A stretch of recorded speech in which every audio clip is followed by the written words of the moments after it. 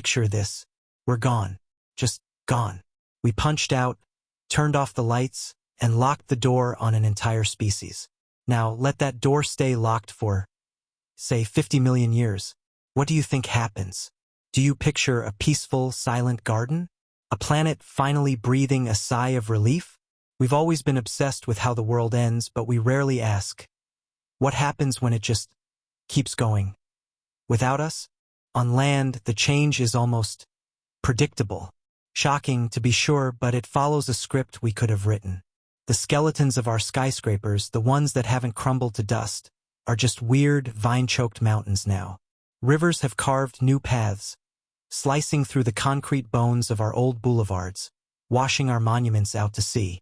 It's a Garden of Eden reborn, yes. But honestly, all the real action, the truly mind-bending, nightmare-fuel evolution, that wasn't happening up here in the sunlight. The real story, the one that would keep you awake at night, was happening where it always happens. In the dark, in the deep, in the great planet-sized cradle of life, the ocean. While the continents were busy just regrowing their forests, the ocean was a laboratory running in hyperdrive. 50 million years isn't just a long weekend.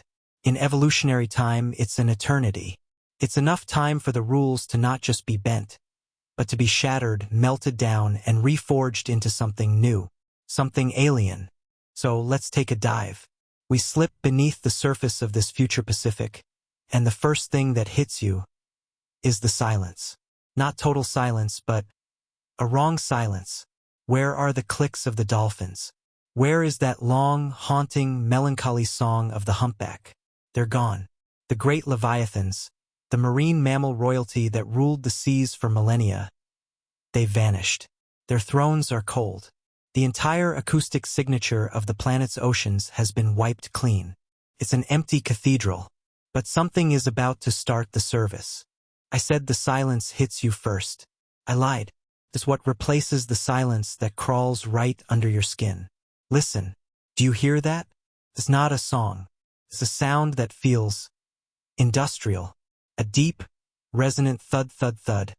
So low you feel it in your bones more than you hear it. It's a rhythm, like a colossal engine turning over somewhere in the abyss. And layered over it this other thing, a high-pitched, metallic chirping, like 1,000 scraps of steel being scraped against glass. It's a symphony, all right, just one not written for human ears. The oceans we knew were dominated by brilliant, air-breathing mammals. The whales and dolphins were the kings, the apex. But they're gone. And here's the thing about life. The one constant, brutal, beautiful rule. Nature abhors a vacuum. It hates an empty throne. For 50 million years, that crown, the one that says, I am the apex, has been sitting in the dark, just waiting for a new head to wear it. Who, or what, has finally claimed it? What kind of creature evolves in a world with no more shipping lanes, no more sonar, no more plastic, but with the lingering genetic echoes of the past? Did the mammals vanish, or did they change? Did they become something else? Or did something older, something from the real deep, decide it was finally time to crawl back up into the light? That thudding, that scraping, that is the sound of the new royalty. And they don't sound friendly. We're floating here, in the blue-black nothing, just listening to that terrifying new soundtrack. We're trying to pierce the gloom, looking for the source. And then, the light above us vanishes. It's not a cloud. It's a shadow that moves too fast, a shadow that blots out the sun. It flicks past the edge of our vision, a ripple of impossible speed and scale, gone in an instant. But it leaves one thing behind. That sound, that deep, colossal thud, thud, thud. It's not in the distance anymore. It's closer. It's right behind us. The throne isn't empty. We've just been invited to the coronation. The old royalty is gone, and the new are here, and they are very interested in their new visitors. Okay, first stop on this new world tour. Let's get out of that terrifying, open, thudding ocean and head for the shallows. After that sound, you'd probably want to see something familiar, right? Something safe. We're in the tropics. 50 million years from now, you'd still expect to find coral reefs, those beautiful, bustling, sun-drenched cities of fish. And from a distance, gliding over the warm, turquoise water, it looks like we found them. This beautiful, this almost normal. But almost normal is just nature's way of luring you in.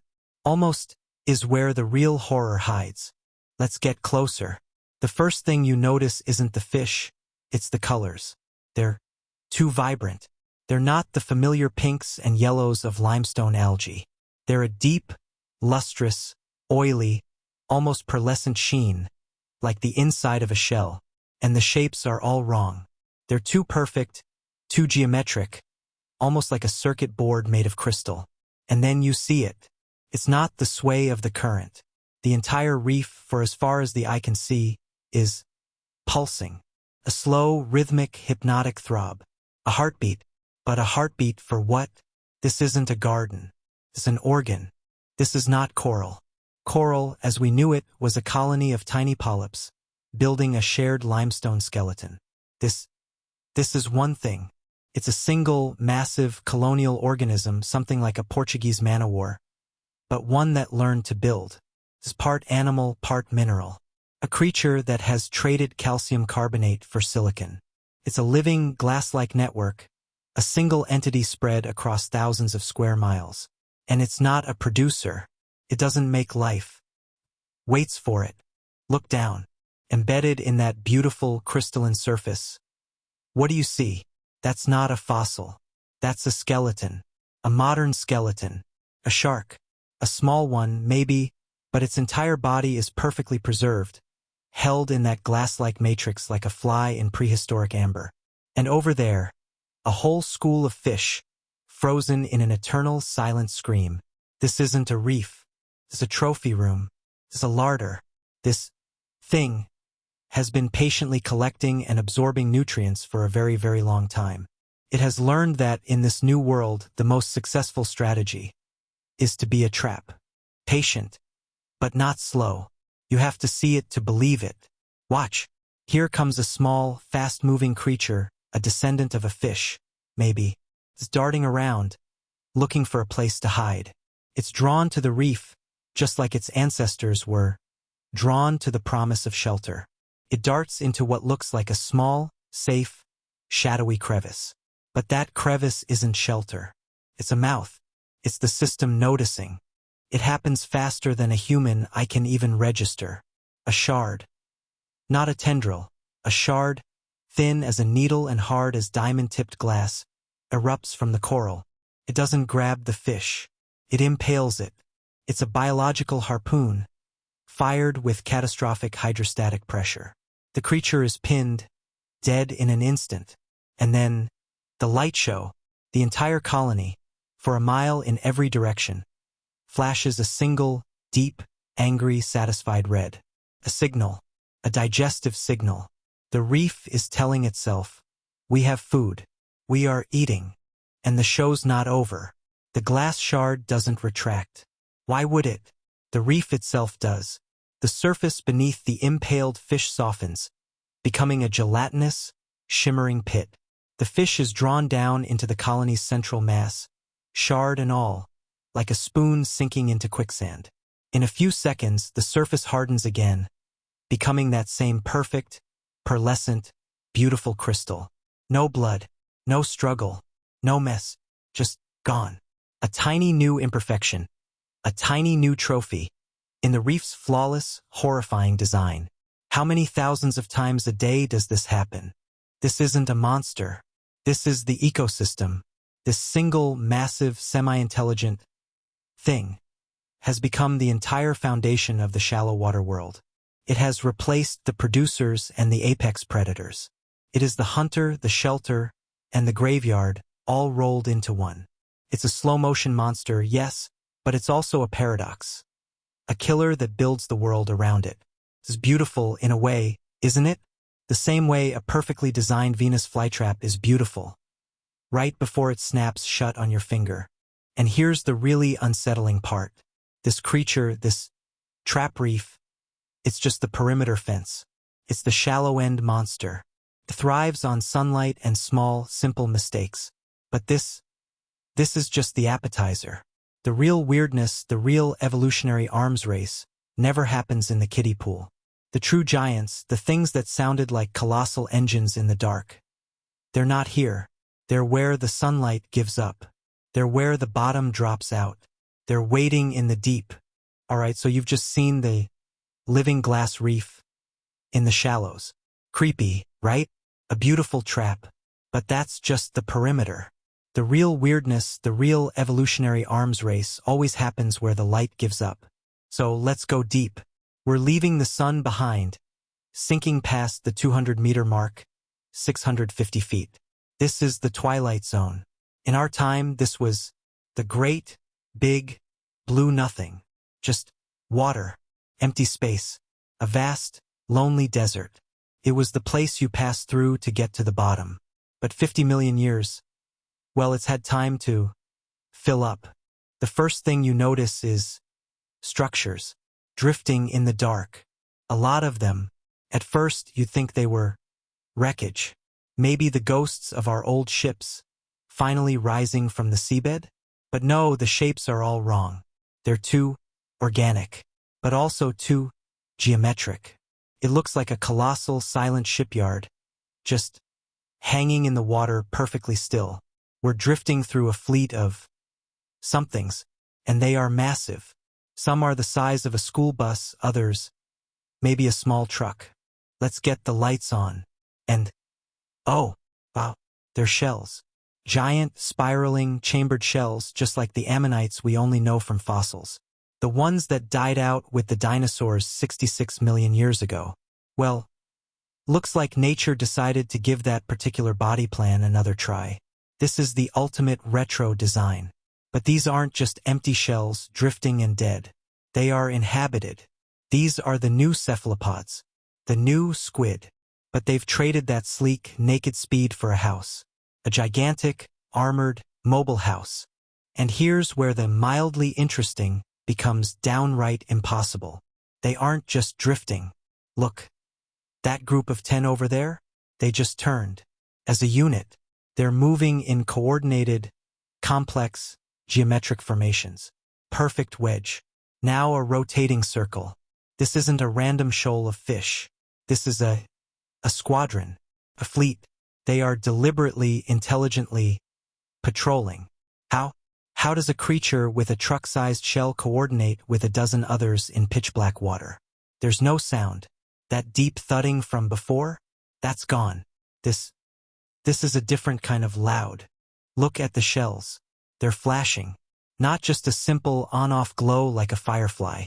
This is a conversation. Complex, color-changing patterns of bioluminescence are racing across their shells. A ripple of emerald green, followed by 3 sharp pulses of sapphire blue. Another one, 50 yards away, answers with a slow, hypnotic-looking swirl of crimson. It's a silent underwater light show, a secret, coded language written in photons, fast as any fiber optic network we ever built. It's beautiful, and it's deeply, deeply unsettling. And what do you think they're talking about? The weather? No, this is a hunt. They are smart, really smart, and they're armored, and they hunt in packs. We're watching them use that coordinated light show to disorient. Well, to disorient what exactly? What's big enough and smart enough to be hunted by a silent, armored fleet of giant-shelled squid? What kind of ecosystem is this that it produces? They're like predators and a fortress all in one. They seem untouchable. The masters of the Twilight Zone. They seem untouchable, right? That's what we think. We're just starting to feel a little awe. And then it happens. The conversation stops. Mid-flash. Every single member of the fleet, all at once, in perfect, terrifying synchronicity, flashes a single, solid, blindingly bright white. A desperate, frantic, all-caps panic signal. And then, click. Not a sound. The light clicks off. The entire fleet, hundreds of giant, bus-sized shells, just goes dark. Utter, total, absolute blackness. They're not signaling to each other anymore. They're not hunting. They're hiding.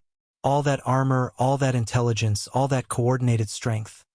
And it's all for nothing. They are suddenly, desperately trying to be invisible. They're afraid. They are terrified. But of what? What hunts? That? What kind of monster? What kind of thing? Living in this 50-million-year-old ocean makes an entire phantom fleet of armored, bus-sized squid turn off their lights and pray. And, more importantly, is it still here? We're back on the surface. After that silent, coordinated terror in the deep, you'd think the sunlight would be a relief. But this ocean, this future, it doesn't do relief. The sky is a churning, angry purple, and the sea is all chop and spray. And, listen, do you hear it? That's right. The sound is back. That deep, rhythmic, bone-shaking thud-thud-thud that we heard from the very beginning. The sound of a colossal engine. We thought it was in the deep. We were wrong. It's louder here. You're searching the water, right? Scanning the waves looking for a... What? A blue whale? A mega shark? Something the size of a submarine. But the sound, it's playing a trick on us. It's not in the water. Wait, that's impossible. It's everywhere. It's coming from above. How can a sound that wet, that heavy, that feels like it has so much mass behind it, be coming from the sky? And then, kaboom! A creature, sleek, powerful, and massive, erupts from the waves. Not a gentle breach, not a playful jump. It launches. It fires itself out of the ocean like a biological missile. It's a dolphin, or it was a dolphin 50 million years ago. It's a descendant, maybe from a smaller toothed whale. But it doesn't just crash back into the sea. Hangs there. Glides. You are not seeing things. It is flying. Well, gliding. Like a giant, monstrous albatross. It rides the storm winds, covering half a mile in a single, silent, terrifying arc. But look at its wings.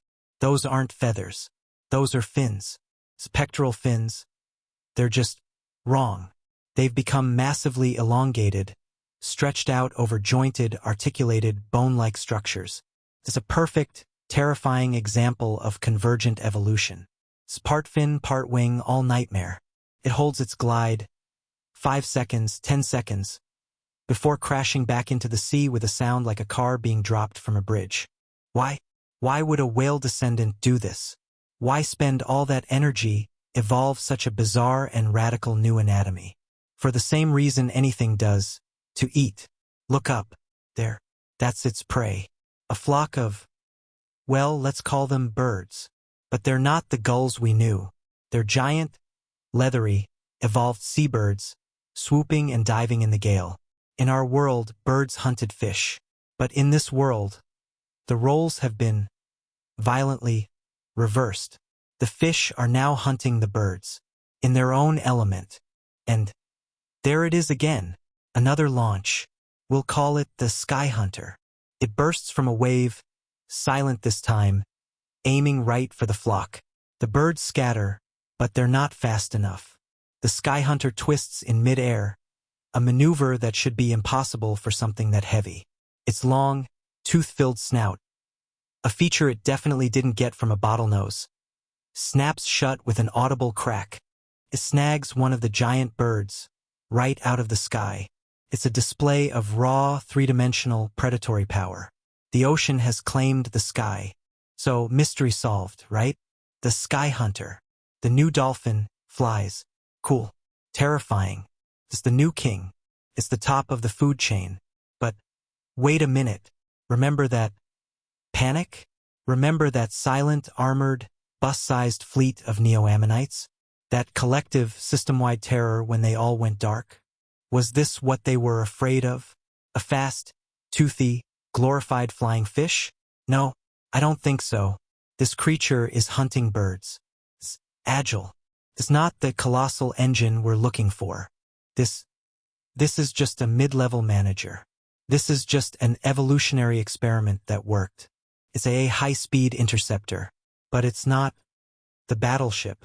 This isn't what's making that deep, soul-shaking thud-thud-thud that rattles the air. In fact, as the sky hunter circles looking for its next target, it seems nervous. It's glancing at the water just as much as it's glancing at the sky. This sky hunter, it's just as much prey as it is predator. So, let's put it all together. We have bioluminescent trap reefs. We have silent, armored squid fleets. We have flying dolphin hunters. The old rules are gone. The entire ocean has become a biological arms race, churning out monsters, which means it's time to ask the real question. If this is what happened to the dolphins, if this is just a sideshow, what finally happened to the whales? We're moving. We've left the thundering storms where the sky hunters play. We're now in a patch of open ocean, under a perfectly clear sky, and it is dead silent. This is a new kind of silence. It's not the wrong silence of the empty whale thrones. It's a held-breath silence, and everyone is hiding silence. This is the place the phantom fleets avoid, the place their silent, flashing light language never dares to enter. This is where the sky hunters won't fly, despite the rich, open air. The locals, if there were any left to speak, would call this patch of ocean the lull. Nothing hunts here. Nothing. Except one thing. You're scanning the horizon, waiting for anything to happen. The water is like glass. And then you see it. A dark shape moving fast. It's a sky hunter, the flying dolphin thing that so impressively took a bird from the sky. But it's not hunting. It's fleeing. It launches itself from the water, not in an elegant predatory arc, but in a desperate, panicked burst of spray. It's flying for its life. It crashes, skids across the surface, and launches again, its entire body language screaming a terror we haven't seen yet. What could possibly make that thing a master of air and sea? Run? The sky hunter launches a third time, gaining maybe 50 feet of air. And it just stops. It hangs in the air, frozen, as if it hit a solid wall. Because a shadow has passed over it. No, not a shadow. An eclipse. A moving, biological eclipse that just blots out the sun. And with it, the sound returns. Not a distant echo. It's here. The deep, colossal, industrial asterisk thud. Thud star. It's the sound of the atmosphere itself being punched, over and over, by an impossible force. The sky hunter, in its midair terror, just falls, its wings useless. It's not a whale. It's the whale. A descendant of an orca, perhaps, but one that has achieved the impossible bulk of a modern blue whale. It's a creature of impossible mass, black and sleek and covered in ancient-looking scars. And it is flying. Not gliding. Not launching. It is sustaining powered flight. It hangs in the air above us, a living mountain, defying every law of biology we ever knew. This is the apex. This is the titan. This is the monster at the top of the food chain, the one that makes other monsters hide. This is it. This is when whales evolve wings. But how? Your brain is screaming that question. How? Look at it. This is not beautiful. This is not a majestic eagle. This is an act of biological body horror violence. These wings, they're not modified fins. That wouldn't be strong enough, not for this mass, not for this power.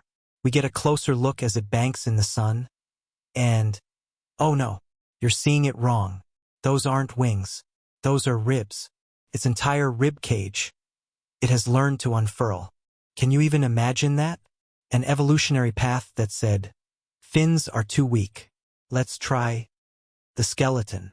Its ribs have detached from its sternum, evolving complex, ball and socket joints at the spine. They can unfold from its body, stretching a vast, leathery, muscular membrane, the pleura, the lining of the lung, now stretched to an impossible degree. It's a flying fortress, built from its own, repurposed, shattered skeleton.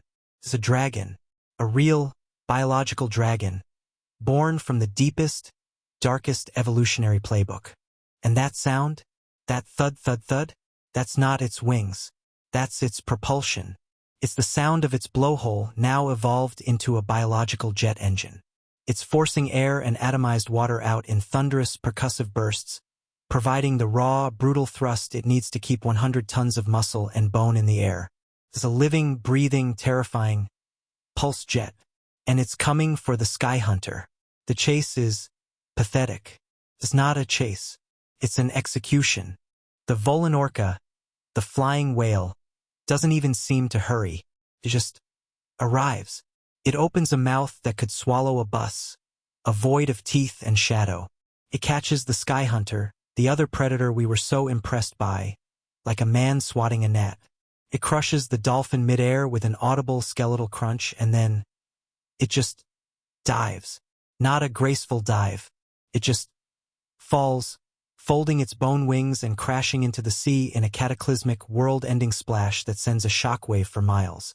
And silence. The lull is quiet again.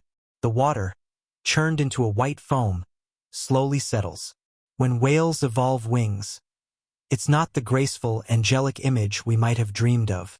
It's an arms race. It's nature saying, to own the sky, you must be willing to tear yourself apart from the inside out.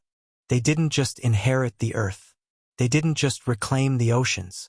They looked up at that last, final frontier, and they decided to conquer it by remaking themselves into something new, something terrible, something absolute. So, that's the ocean after us. The splash from that winged whale, that dragon, is probably still echoing off the continental shelves. Let's just pull back. Let's pull way back. All the way out, until the planet is just a beautiful blue and white marble again. Look at it. 50 million years after humanity, and it looks peaceful, serene, perfect. From up here, you can't see the glass-trap reefs. You can't hear the thud of a whale's rib wings punching the sky. From up here, it's just home, sleeping soundly. But we know better, don't we? We've seen what's down there. That isn't a Garden of Eden. It's not a graveyard either. It's a renaissance of monsters, a world where the coral hunts, a world where the squid build silent, armored fleets, a world where dolphins leap into the sky to hunt birds, and whales tear their own skeletons apart to become dragons. It's a world of biological body horror violence, a planet-sized arms race that has been running, unchecked, for an evolutionary eternity. And us? What about us? We thought we were the apex, didn't we? We thought we were the end goal of evolution, the top of the pyramid, the final intelligent word. We even worried that when we left, the world would just stop, that it would be a poorer, emptier place without its conscious masters. But look at it. Life didn't just survive us. It erupted without us. We weren't the main event. We weren't even the opening act. We were just a brief pause, a very, very brief, arrogant interruption. But the story's not over. There's one last place to look. We've seen the shallows. We've seen the twilight zone. We've even seen the sky. But we haven't been deep. Deeper than the phantom fleets ever go. Deeper than the winged whale ever dives. We're talking the trenches, the Hadal Zone, the bottom of the world, 6 miles down. The one place on Earth we thought we understood. A place of crushing pressure, total darkness, and, supposedly, only the simplest, slowest life. Down here, the pressure is over 16,000 pounds per square inch. It's a crushing, absolute void. The thud of the flying whale is 1,000,000 miles away, a forgotten dream. The glass reefs are a distant memory. Down here, there is no sun. There is no up or down. There is only pressure and cold, and a silence that feels ancient. It's the one place the new monsters haven't bothered to conquer. Or, so we thought. And then, we see it. A light, just a single, small pinprick of bioluminescence, drifting in the dark.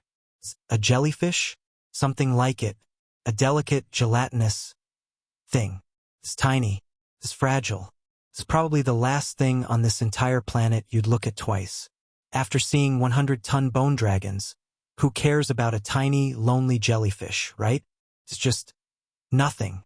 Just a simple, drifting, biological light bulb, same as the ones from our own time.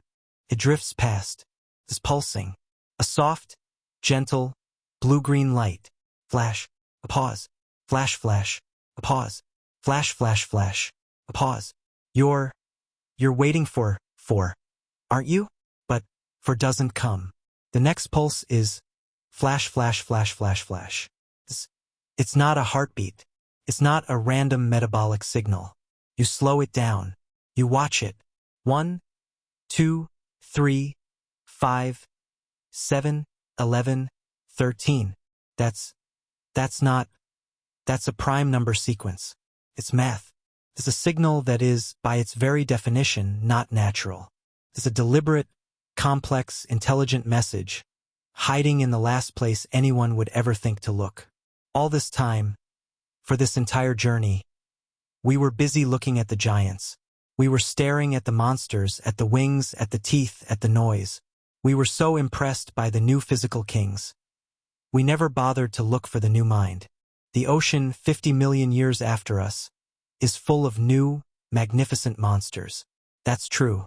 But the entire time we were staring at the brawn while something else, something small and quiet and ancient, was inheriting the brain. It makes you wonder, doesn't it? That old, familiar silence of the whales. It's been replaced by a new silence. A thinking silence. A waiting silence. So, here's the final, terrifying question. What else is down here, in the dark? And what new, intelligent silence is just waiting to be broken?